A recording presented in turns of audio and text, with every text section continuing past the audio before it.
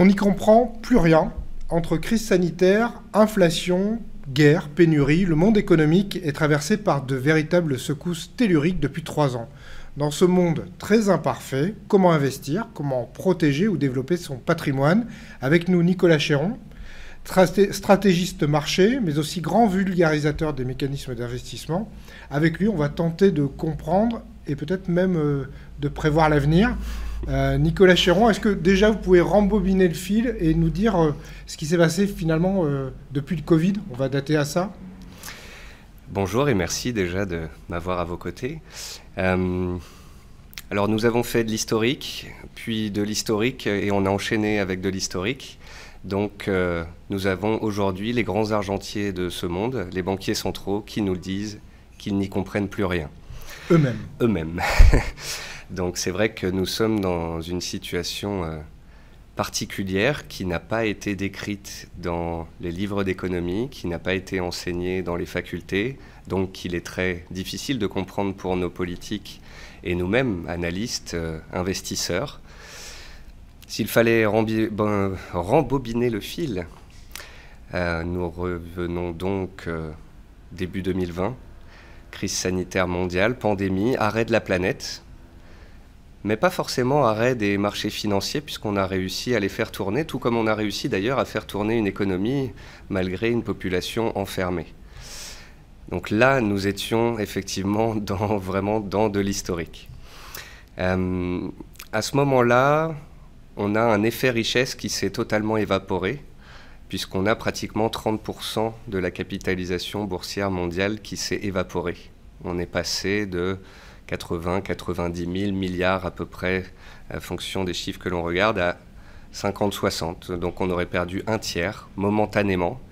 Et il a fallu intervenir avec une puissance rare de la part des banques centrales et des États. À ce moment-là, les États pallient l'enfermement et envoient des chèques à la population. Et les banques centrales, tout feu, tout flamme, relancent ce qu'elles savent très bien faire depuis la crise de 2008, c'est-à-dire le quantitative easing, des taux très bas, des injections monétaires, pour soutenir en fait un petit peu artificiellement le château de cartes qu'il ne fallait pas se voir effondrer. On est bien d'accord que les indices boursiers, si on parle de ça, avant mars 2020, sont déjà très élevés. On est sur la capitalisation boursière mondiale à ce moment-là sur des records historiques.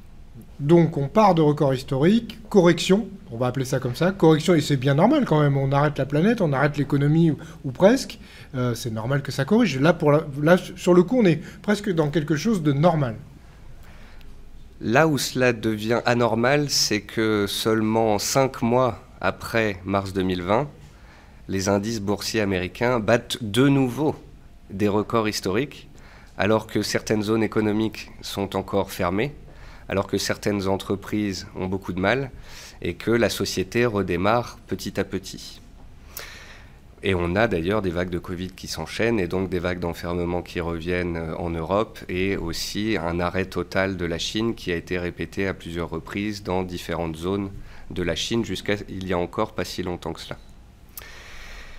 Ce qui se passe derrière, c'est que vous aviez une locomotive qui s'est arrêtée, c'est l'économie mondiale. Elle est arrêtée et à ce moment-là, on va mettre du bois, du charbon et de la nitroglycérine. Et on va la faire repartir sur des chapeaux de roue, sur des rails un petit peu fragilisés. Bon, traduit différemment, on va injecter alors je vais vous donner des chiffres, voilà, pas forcément exacts à quelques milliers de milliards près, nous n'en sommes plus à cela, hein.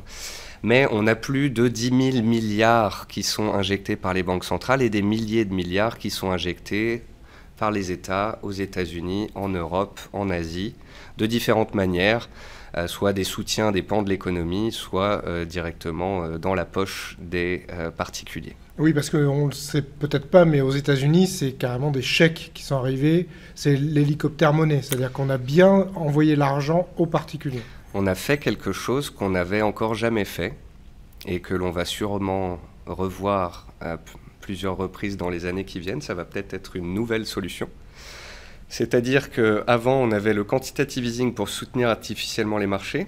On a créé une sorte de quantitative easing ou du moins de soutien majeur de la part des États pour l'économie et les entreprises. Et pour la première fois, on envoie de l'argent à la population, qui va d'ailleurs l'injecter d'une manière un peu particulière aux États-Unis et qui va engendrer l'accélération de certaines bulles sur certaines classes d'actifs ou certains secteurs, certains pans du marché boursier. Oui, parce qu'on va le voir après, en fait, les Américains reçoivent cet argent et ils le placent, ils cherchent des actifs et ils en trouvent. Exactement. Fin 2020, fort du constat que les marchés boursiers sont désormais indestructibles, tout le monde va en bourse. Les investisseurs habituels qui étaient déjà sur le marché, tous les gérants, on se dit, mais si les États sont là quand la planète s'arrête, si les banques centrales sont là quand les marchés faiblissent, on a réussi à passer 2008 une crise systémique, on a réussi à passer 2020 une pandémie. Allons-y. Nous sommes immortels. Allons-y. Indestructible, immortel, et cela devrait continuer ad vitam aeternam. Donc fort de ce constat, on a des marchés boursiers qui continuent de grimper, 80 000 milliards, 85, 90 000 milliards, et on a un MSCI World qui reprend à peu près toutes les grosses capitalisations de la planète, qui atteint pratiquement les 100 000 milliards de dollars. On a d'ailleurs à ce moment-là un PIB mondial qui est autour des 95-100 000 milliards de dollars, et on va avoir, quand on prend vraiment toutes les capitalisations boursières totales, plus de 120 000 milliards de dollars sur les marchés. Je parle de cette comparaison entre PIB et capitalisation boursière mondiale parce que Warren Buffett, déjà il y a 5 ans, 10 ans, 15 ans, nous disait qu'il ne fallait pas dépasser certains seuils, et là on était clairement dans le rouge, enfin dans le vert fluo si je puis dire, mais donc dans le rouge en termes d'indicateurs et de comparaison historique. On avait des marchés qui étaient devenus de nouveau chers. L'année 2021, alors fin 2020 et début 2021, il y a les chèques envoyés aux Américains. Et à ce moment-là, on voit des pans du marché boursier qui s'envolent littéralement. On a les valeurs de croissance qui ne gagnent pas d'argent, ce qu'on appelle des sociétés zombies, et où les gens s'arrachent ces sociétés-là parce que, soi-disant, peut-être que dans 3 ans, 5 ans, 10 ans, ce sera le futur Google, Amazon ou Apple. Donc on a des capitalisations boursières qui deviennent complètement stratosphériques et des ratios boursiers qui ne sont plus du tout respectés. On a les cryptos, bien évidemment, qui s'envolent. On passe de à peu près 500 milliards de capitalisation post-Covid à 3000 milliards de capitalisation. Donc c'est-à-dire que les cryptos dans leur ensemble représentaient pas loin de 3% de la capitalisation boursière de toutes les actions de la planète et 3% du PIB mondial, alors que pour le moment, il y a une forte croyance, mais pas encore beaucoup d'applications. Voilà. Pas d'usage. Donc on a des pans comme ça de la bourse qui s'envolent, les SPAC aussi, des outils de nouvelles levées de fonds. En fait, c'est comme les introductions boursières. On a aussi les introductions boursières à ce moment-là qui explosent. Mais vraiment, enfin... C'est le casino pour les Américains. C'est le casino pour les Américains et pour tous les autres, puisque, en fait, les particuliers, même français, se sont mis à trader des valeurs de croissance américaines, à vouloir investir dans les SPAC et à acheter des crypto-monnaies. Donc, tout le monde s'est mis à gagner. C'était la fête. Vraiment la fête. On a vu des performances boursières absolument hallucinantes. Et pour les particuliers, c'était très spécial parce que ils ont l'habitude généralement de venir quand il y a des crises majeures et que les marchés boursiers perdent 50%. On a vu comme ça des vagues de nouveaux entrants après les crises de 2001 et de 2008. Quand c'est pas cher. Mais ils ne sont jamais devenus gagnants de plus de 100, 200, 300% en l'espace de quelques mois. Donc là, tout le monde était devenu un génie. Simplement, on est allé jusque, je dirais, le premier et le deuxième trimestre 2021 dans la stratosphère sur l'ensemble de ces nouvelles classes d'actifs et de ces pans du marché boursier. Et après, le petit nuage a commencé à se dissiper. On a commencé à entrevoir qu'à terme, les banques centrales arrêteraient d'être en soutien puisque la planète était en train de redémarrer et les marchés étaient repartis. On était toujours à des taux complètement bas, voire toujours négatifs. Et on avait des plans de soutien qui allaient durer comme ça pendant toute l'année 2021. Mais je dirais qu'avec ces excès historiques que l'on avait atteints, les professionnels ont commencé à tiquer et à se mettre en face. Pour vous, c'est les professionnels qui s'alertent, qui sont toujours un peu en avance de phase. C'est des personnes qui ont 20, 30 ans, 40 ans de bouteilles, qui ont déjà vu des bulles se former, éclater, qui ont déjà vu du pan du marché s'envoler avec des rhétoriques dans les médias selon lesquelles « this time it's different », cette fois-ci c'est différent, et qui, je pense, se sont mis en face des investisseurs particuliers et de professionnels qui, eux, pensaient que ça allait durer, et qui se sont mis et qui sont sortis des SPAC dont ils avaient bien profité en amont, qui se sont mis en face sur les valeurs de croissance qui ne gagnaient pas d'argent, et qui se sont mis sur les cryptos, puisque ça correspond aussi à des périodes où des futurs et des ETF ont été lancés, et où les professionnels ont pu commencer à non plus que jouer la hausse, mais à jouer également la baisse. Et donc, on avait ce qu'on appelle le bubble basket, le panier des bulles, en 2021, qui a implosé. L'année 2021, ça a été un petit carnage jusqu'à la fin de l'année, et ce carnage, on le verra après, a continué en 2022.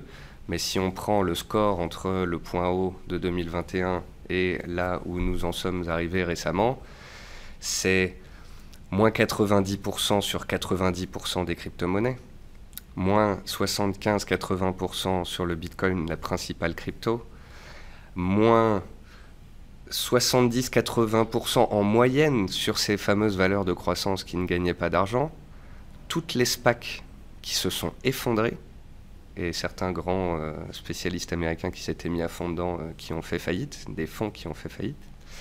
Ah oui, j'avais oublié une petite catégorie, la catégorie GameStop et autres actions boostées par les forums Reddit.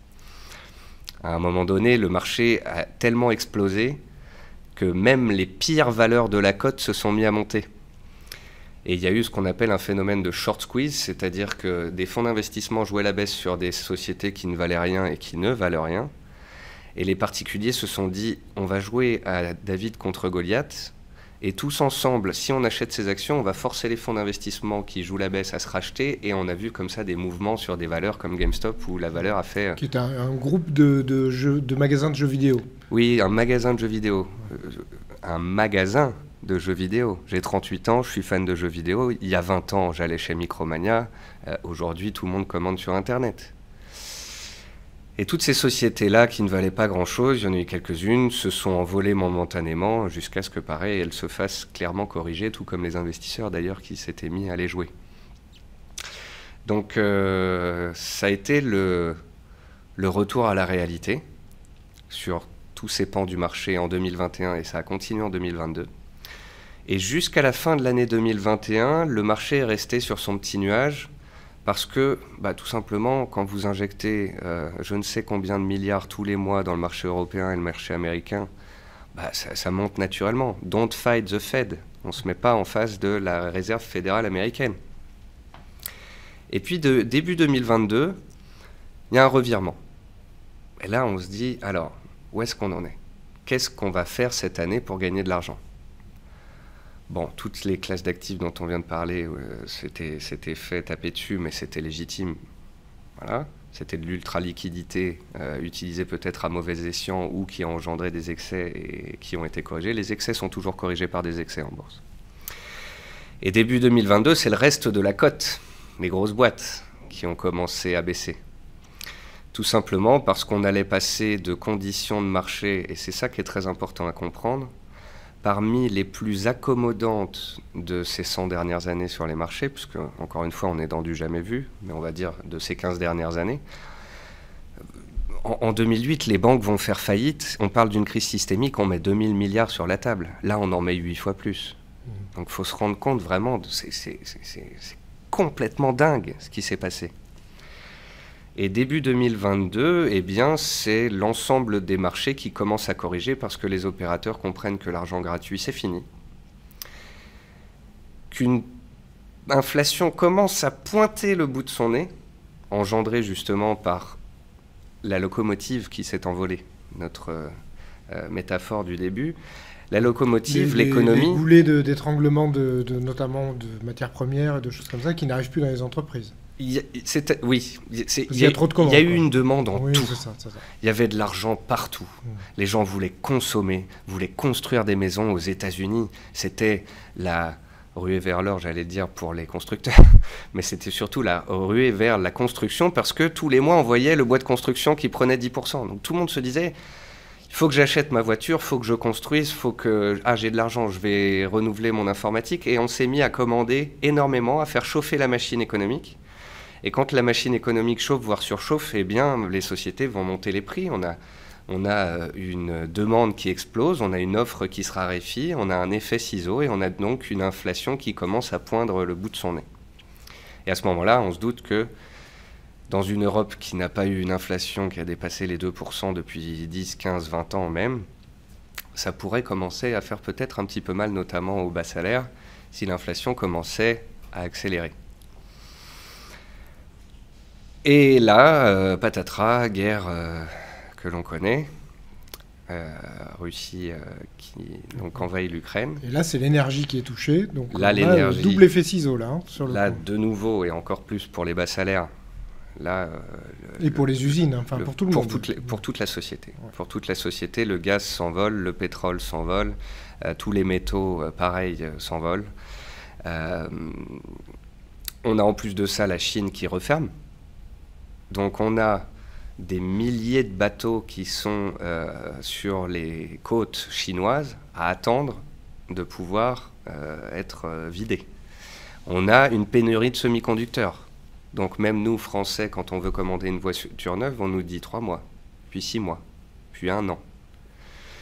Et donc, on a l'énergie qui devient plus chère, la demande dans toutes les pans de l'économie qui était plus forte et qui faisait que tout était plus cher, une raréfaction, un goulot d'étranglement, donc puisqu'on a plein de points de la planète qui sont fermés, et donc on a un effet sur l'inflation qui devient là dévastateur, et on est pratiquement sur de l'hyperinflation.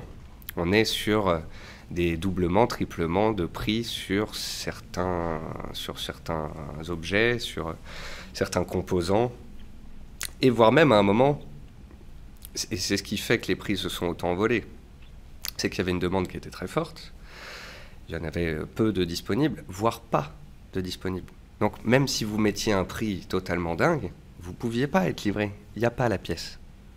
Il y a la pénurie, Et en plus de ça, les marchés boursiers qui s'étaient dit, bon, on ne peut plus trop spéculer sur les actions, c'est devenu un peu trop cher, on va se mettre sur les matières premières.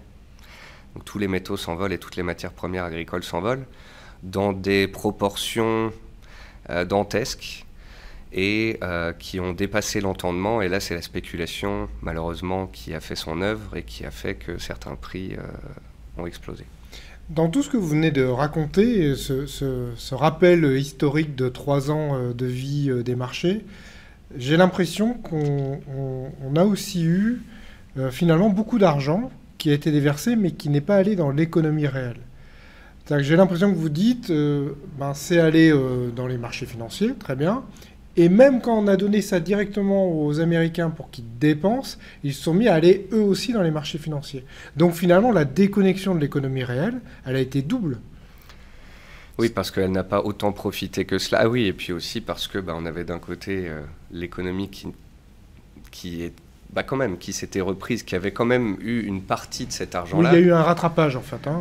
Mais c'est vrai que le gros de l'argent est allé aux plus riches de la planète, puisque aux États-Unis, c'est les plus riches qui détiennent 90% des actions. Donc quand on fait monter les marchés financiers, c'est eux en fait qui profitent clairement de cela. Donc l'économie en a profité un peu, mais en a pâti par la suite, et les particuliers eux, en ont profité un petit peu momentanément, avec un effet richesse sur l'immobilier qui est en train de retomber maintenant, sur les actions qui est en train de retomber maintenant, sauf que maintenant, c'est le chômage à son tour qui va monter et l'inflation qui grimpe.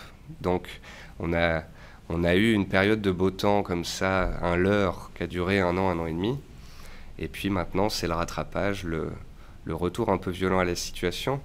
Ah oui, et ce que je voulais ajouter tout à l'heure, c'est qu'on est donc passé des conditions accommodantes sur les marchés financiers les plus belles de toute l'histoire à maintenant les conditions restrictives les plus fortes qu'on n'a pas vues depuis 90 ans.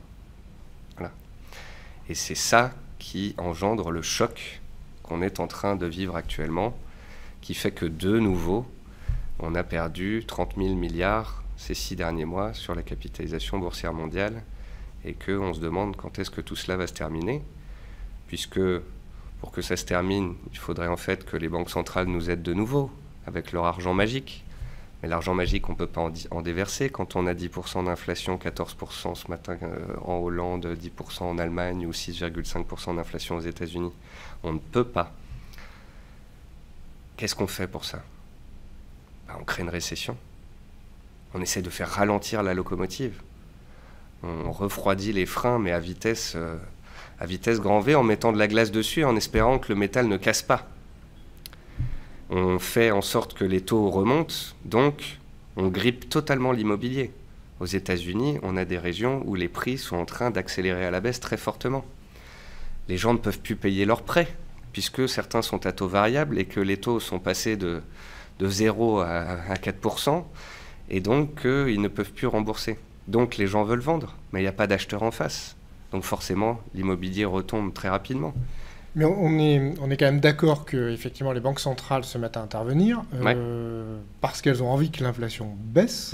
Et effectivement, l'outil qui est utilisé en général, c'est l'augmentation des taux d'intérêt. Donc finalement, elles font un peu leur job quand même. C'est-à-dire qu'elles disent, nous, on a toujours notre doctrine, notre dogme de 2%. On est à 4, 6, 8, 10, donc on va se débrouiller pour que ça baisse. Donc effectivement, on fait ralentir l'économie. Elles font leur job, mais avec un temps de retard. Rendez-vous compte, début 2022, alors qu'on savait énormément des choses que je vous dépeins depuis tout à l'heure, qu'on allait trop vite, que ça allait trop fort, que 2022 allait ralentir. Début 2022, la BCE et la Fed continuaient d'injecter tous les mois. Oui, l'inflation n'était pas durable, nous disaient les banquiers centraux. Ils se sont plantés, mais d'une force. Je ne sais pas combien, il y a dizaines de personnes là-bas qui ont des PhD en économie, etc., et nous ont dit, on ne comprend plus. On ne sait pas ce que l'on fait. Donc quand vous avez le président de la Réserve fédérale américaine, qui est la banque centrale la plus puissante de toute la planète, qui vous dit, en fait, on a perdu la main, on ne sait pas trop ce qui se passe, on tente des choses, mais à la marge, y a eu un train de retard, et malheureusement, ce train de retard engendre justement des chocs. Et maintenant, ils essayent de rattraper ce retard. Voilà. On n'a pas augmenté les taux assez vite, on n'a pas arrêté le quantitative easing assez vite. Et donc maintenant aussi, dans une logique, je pense, électorale, les mid-terms aux États-Unis, eh bien, le gouvernement, tout comme le président de la Banque centrale, nous disent on va taper les marchés, on va taper la finance, on va augmenter les taux d'intérêt le plus fort, le plus vite possible, jusqu'à ce que cette inflation soit jugulée. Oui, parce que la finance ne vote pas, en fait. Oui. Mais je pense aussi qu'il y a un côté politique, c'est-à-dire qu'on demande aux instances, aux banques centrales, soit aux États-Unis de monter les taux très fort, soit en Europe de dire qu'on va peut-être les monter très fort. Encore une fois, il y a les Américains qui ont agi avec un temps de retard et les Européens qui n'ont toujours pas réagi. Notons-le. On a toujours un train de retard, malheureusement. C'est ce qui creuse l'écart avec les États-Unis depuis 20-30 ans. À chaque crise, on en sort plus lentement et on se remet à être bien 10 ans plus tard. Puis là, il y a une nouvelle crise. Résultat, on est un peu tout le temps dans une situation compliquée. Alors, vous êtes très inquiétant, je dois le dire, parce que si j'ai du patrimoine, si j'ai du patrimoine, je me dis, tiens, je voulais placer mon patrimoine à long terme, donc j'ai fait de la pierre. Tiens, je vais profiter, je vais être un peu opportuniste, je vais me risquer à aller sur des actifs peut-être un peu plus dynamiques parce que je vois que j'ai des copains qui, eux, ont gagné de l'argent, donc je vais faire pareil. Aujourd'hui, vous êtes en train de nous expliquer que sur le long terme, la pierre est en train va sans doute connaître soit une explosion de bulles, soit une petite crise et va baisser. Qu'est-ce qui nous reste sur le long terme? Alors, on a notre ami le livret A en France, mais qui nous fait perdre de l'argent pour l'instant encore, puisqu'il est en dessous de l'inflation. Les assurances vie. Il va y avoir le retour des SICAV monétaires, comme dans les années 80. Alors, j'ai pas envie d'être inquiétant. Je pense que je suis objectif, factuel, sur ce qui s'est passé. Je ne suis pas forcément en train de vous dire que le pire est à venir, ni que le marasme est devant nous. Une bonne partie est déjà passée. Une bonne partie, en tous les cas, sur les marchés, a déjà été perdue. Donc même si dans les mois qui viennent, on a une moindre consommation, une augmentation du chômage, une baisse de l'immobilier, une baisse des résultats des entreprises, peut-être qu'une bonne partie, ou en tous les cas une partie de la baisse a été faite et qu'on va vers des opportunités. La correction a été anticipée. C'est toujours anticipé et ce sera au pire de la crise, quand le chômage montera et que l'immobilier baissera un petit peu plus, qu'on se dira que le marché, lui, fera un creux potentiellement majeur, puisque généralement, il anticipe de 6 à 9 mois la sortie du tunnel. Et donc là, ce sera les soldes et ils commenceront à racheter. Voilà, un peu d'espoir quand même. C'est dans les marchés baissiers et les crises que se font les plus belles opportunités pour les investisseurs. Soyons clairs sur mon avis sur ce sujet. Simplement, il va falloir aussi les éduquer, ces investisseurs, parce qu'ils ont appris à acheter des SPAC, des valeurs de croissance, des cryptos et des sociétés qui ne gagnent pas d'argent. Voilà. Donc, il va falloir qu'ils apprennent la diversification. Il va falloir qu'ils apprennent les achats réguliers, ce qu'on appelle en anglais le dollar cost average. Donc, c'est des achats mensuels de mettre une fraction de son épargne. Pour limiter les effets de cours, les ondulations. Voilà. Le but, c'est de se dire, je crois aux métaux, ou aux cryptos, ou aux actions pour les 10-15 ans à venir. Je vais dans les hausses comme dans les baisses, dans les crises comme dans les périodes d'euphorie, acheter tous les mois une partie de mon épargne et rendez-vous dans 10 ans. Simplement, entre vous et moi, ces dernières semaines, je n'ai jamais reçu autant d'emails me disant « Dois-je arrêter mes achats réguliers puisque ça chute ?» Et donc, il manque une dimension éducative parce que les gens se sont mis à suivre une technique qui était de dire « J'achète tous les mois et je regarde dans 10 ans », mais il suffit qu'on perde 30% pour qu'ils se disent « Ah ben non, est-ce que je dois arrêter? Est-ce que je dois continuer ?» Oui, vous devez continuer, mais si vous êtes à l'aise. Et pour mes lecteurs, et même pour moi à titre personnel, comment être à l'aise? Eh bien, en ayant de tout.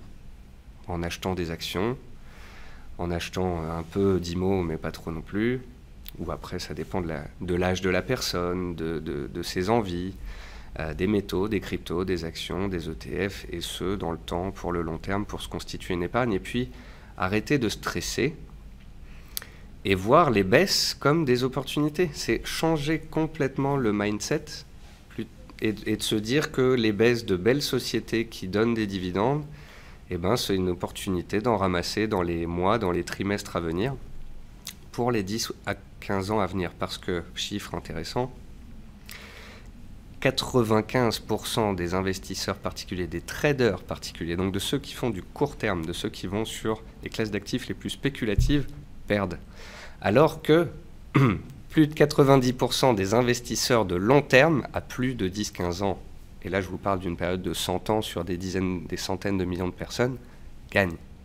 Donc arrêtons de trader, arrêtons de faire des effets de levier, arrêtons d'aller que sur des classes d'actifs risqués et investissons dans une optique de long terme et diversifier. Pourquoi diversifier? Parce que l'or en euros, cette année, est une de mes seules lignes de portefeuille dans le vert. Début d'année, j'avais aussi un projet personnel, début 2023, de changer de travail, de pays, etc. Donc j'avais un petit peu dérisqué mon portefeuille. Je sentais aussi bien qu'une période de 2020-2021 complètement euphorique, il fallait à un moment savoir aussi prendre des bénéfices. Et je me suis dit, dans un environnement incertain, qu'est-ce qu'il faut acheter dans un environnement incertain, encore plus que dans un environnement normal? Eh bien, c'est de l'or. Et donc, toujours dans cette optique de diversification, j'ai acheté de l'or en euros en début d'année. Et j'en suis bien content, puisque d'un côté, mes actions baissent, de l'autre côté, mon or monte. Et au final, sur l'année, je ne perds pas tant d'argent que cela. Alors que quelqu'un qui est 100% investi uniquement en actions peut perdre 20-30% cette année, ce qui est plutôt compliqué. Alors, c'est intéressant parce que vous parlez, vous êtes un investisseur vous connaissez extrêmement bien tous les outils et tous les produits qui existent. Vous nous avez parlé de produits dit spéculatif. Et là, vous concluez votre gestion de portefeuille par l'or, qui est sur le coup l'actif le plus, j'allais dire, pépère de la classe d'actifs. C'est-à-dire que quand vous dites diversification, vous allez jusque-là. Oui, totalement. J'essaye de minimiser mon risque, de diminuer ce qu'on appelle le bêta de mon portefeuille, sa volatilité. Et puis, alors c'est un actif pépère, mais sur les 20 dernières années, c'est un des actifs les plus haussiers de la planète, au final. Quand on regarde le Nasdaq, ça a été la fête, et puis là, il s'est pris une sacrée volée. Quand on regarde les cryptos, ça a été une envolée et une retombée. Quand on regarde l'or, on n'est pas loin des plus hauts historiques quand on le regarde en livres, en euros ou en yens.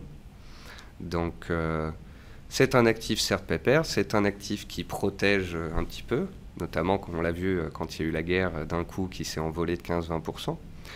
Donc c'était une bonne protection. Alors que les taux se sont envolés et que les taux réels aux États-Unis se sont réveillés ces derniers trimestres, je ne trouve pas que l'or est bronché tant que cela. Voilà. Oui, c'est assez étonnant. C'est-à-dire que l'inflation, en fait, joue plutôt pour l'or, parce que c'est un actif tangible. Donc, si la monnaie, le coût de la vie augmente, l'or augmente aussi. En revanche, effectivement, les politiques de taux d'intérêt jouent contre l'or, oui. Puisque la monnaie se renforce et donc la monnaie dans laquelle on achète cet or va provoquer une baisse du prix de l'or. Et effectivement, les dernières déclarations de Jérôme Powell n'ont absolument pas fait broncher l'or. Oui, je trouve ça très intéressant. Parce que sur les derniers mois, on a une accélération des taux très forte et on a une chute de l'or qui est minime. On a quand même de l'or qui est en euros toujours plus haut que le début janvier. Parce que moi, j'ai acheté le 7 janvier exactement, pour que vous ayez la date. Et j'en ai racheté la semaine dernière. Et on est toujours en positif sur l'année. Oui, il y a eu le pic dû à la guerre, donc valeur refuge, mais effectivement, c'est redescendu après la guerre, et pour l'instant, c'est resté au-dessus de l'avant-guerre. Alors en euros, oui, parce qu'on profite aussi de la baisse de l'euro, et on se protège en fait aussi, nous, Européens. Il faut bien qu'on profite à un moment donné du fait que notre monnaie perde du terrain contre le dollar américain, mais même contre le dollar américain. Le dollar américain, il vient de faire un mouvement historique de 25%, en quasi-ligne droite. Quand on regarde un graphique sur les 50 dernières années, en fait, c'est typique d'une crise. On a une crise mondiale, le dollar est la valeur refuge par excellence. Avant, il y avait le dollar, le franc suisse et le yen. Et on voit que même le yen, là, s'est fait éclater ces derniers mois. Et donc, franc suisse, mais surtout le dollar, ça a été là le refuge. Tout le monde a été dessus. Et cette année, je pense que c'est l'actif le plus liquide qui est le plus performant. Mais quand on regarde justement un graphique de 50 ans de ces mouvements haussiers historiques sur le dollar, ils ne durent pas. Ils sont momentanés. Donc, si on arrive à un moment donné sur un plateau maximum sur les taux d'intérêt, et si le dollar a effectivement dominé par son caractère refuge et qu'il se calme par la suite, l'or a encore une fois de bonnes raisons de se stabiliser, voire de reprendre du terrain. Et l'or et l'argent d'ailleurs aussi, puisqu'on a vu que l'argent là s'est mis de nouveau à frétiller, à gagner 15% en l'espace d'une ou deux semaines. Donc les métaux ne sont pas morts. Et alors qu'on ne parle que des cryptos depuis 2 ans qui devaient protéger contre l'inflation, la baisse des marchés, etc. L'or du 21e siècle. Voilà. Encore une fois, les bonnes vieilles recettes sont parfois les meilleures. Et je ne veux pas dire qu'il faut avoir de l'or et pas du tout de crypto. Pas du tout. Je pense qu'il fallait avoir et il faut avoir de l'or. Et il faudra avoir des cryptos quand les liquidités qui les ont fait monter par la suite, qui les ont fait monter par le passé, qui quand elles se sont retirées les ont fait baisser, voilà, quand elles reviendront, alors à ce moment-là, il sera l'heure d'aller dessus. Mais c'est la classe d'actifs la plus spéculative, c'est l'actif risqué par définition.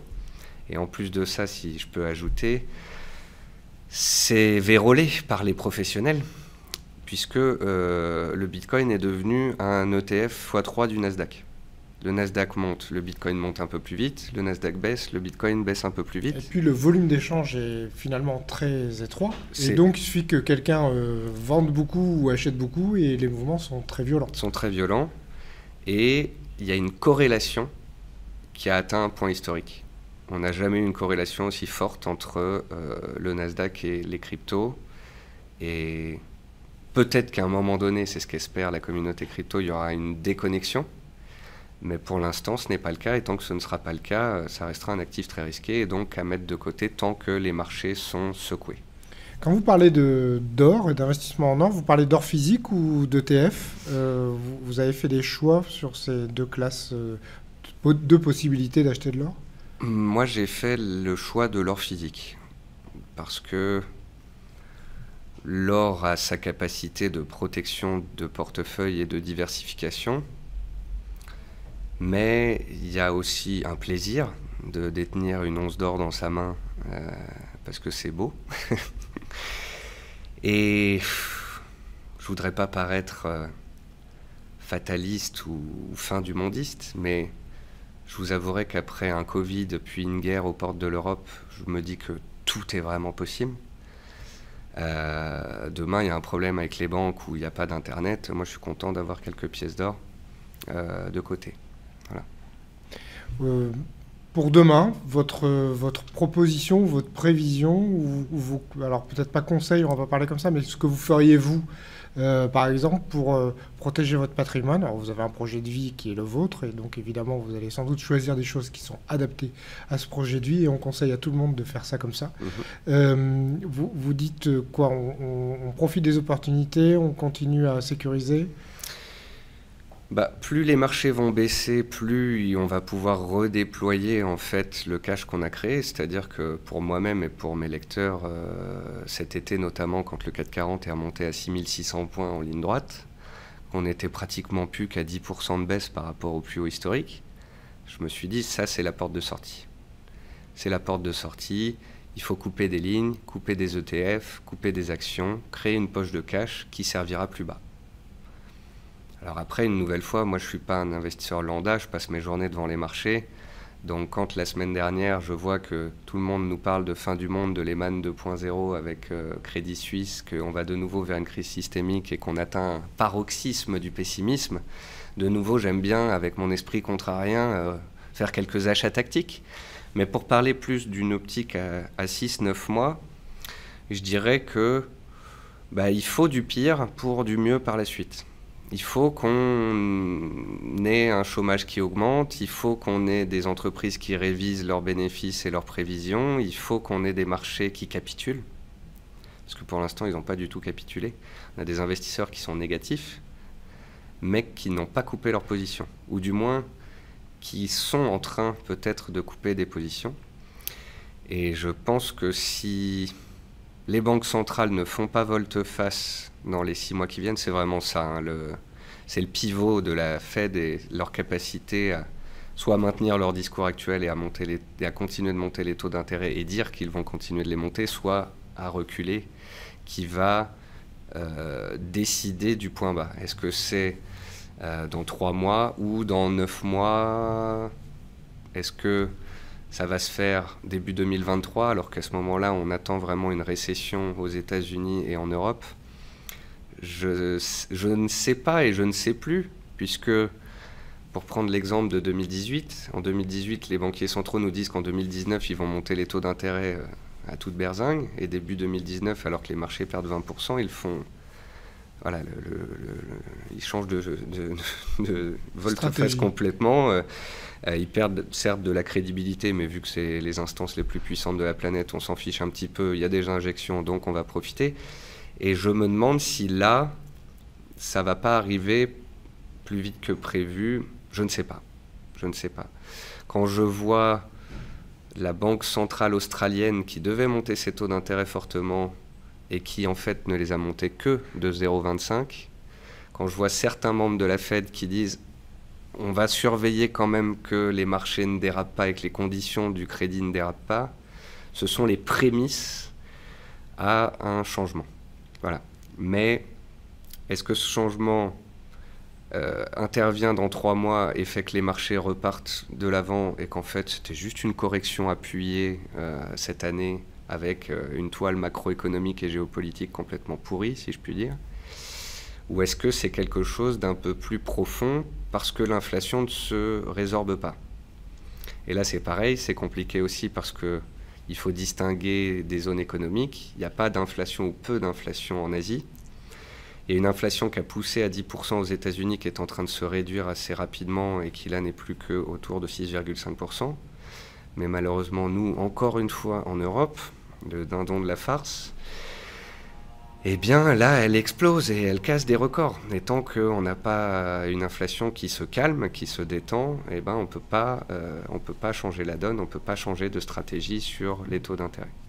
Donc là, vous, en tant qu'investisseur, vous dites il faut attendre, il faut avoir dégagé du cash et se dire que quand il y aura des opportunités, on utilisera ce cash qui est dégagé et qui est prêt à servir. En fait. J'ai toujours des actions. J'ai une bonne partie de cash que je déploierai avec grand plaisir si on devait perdre 10 à 20% de plus sur les marchés, ou si les banques centrales changeaient de discours et que les marchés repartent de l'avant. Mais je préfère louper ce démarrage, ce début de quelque chose, que de prendre 20% dans la tronche full investi, si je puis dire. Et puis, vu que j'ai du cash, j'ai racheté de l'or là il y a une semaine. Voilà. Et là, je suis tranquille, j'ai de l'or, des actions, du cash, et j'attends de voir. On oublie souvent qu'il faut attendre sur les marchés. On dit toujours il faut faire ci, il faut faire ça, etc. Marché, c'est 90% d'attente et ensuite des interventions ciblées, diversifiées, progressives. C'est pas une classe d'actifs à un moment donné et on fait all-in. Voilà les petites préconisations. Ce que vous venez de nous dire, c'est d'éviter l'émotionnel. Ouais. Et puis aussi, peut-être, ce qui est assez rassurant, on pourrait illustrer votre propos en disant qu'après la pluie, le beau temps, et que donc il faut attendre que les gouttes d'eau cessent de tomber et que le beau temps revienne. Merci beaucoup et à bientôt. Merci bien.